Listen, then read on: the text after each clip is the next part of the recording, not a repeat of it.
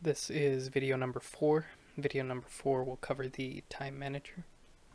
The time manager uh, is a singleton, its big 4, its instance creator, as well as its private process time and its terminate.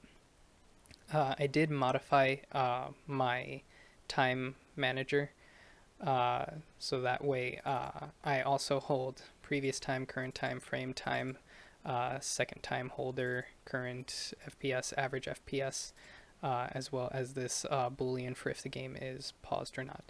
What these other floats and ints are is the debug information that I created for the top of the screen. So we have our current game time, our current frame time, so we can see how quickly our frames are being rendered, as well as our average FPS.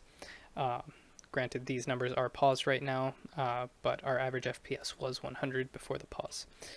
So to illustrate movement, I will hold the forward movement control and press F10 to start and pause, or I can press F11 to go in step by step. And in the output window, you can see our time incrementing slowly. We can see our time when we freeze, and I can press enter, and our time continues once again. So I will close out that window.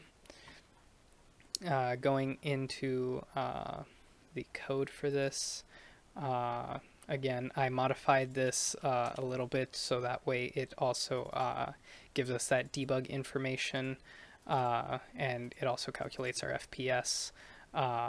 But what this system also does, again, is the freeze time. Our freeze time is not singleton. I did not implement the other parts of the Big Four because they will never be utilized, this being a debug system.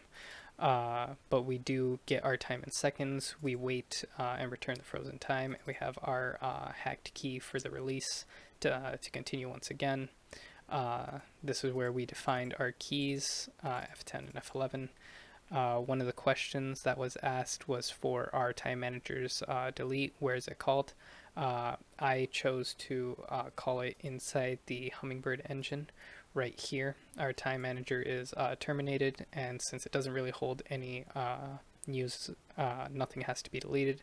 So all we do is delete our time manager instance pointer and then null that out. You have seen it set up as a singleton, and you have seen its pause and start.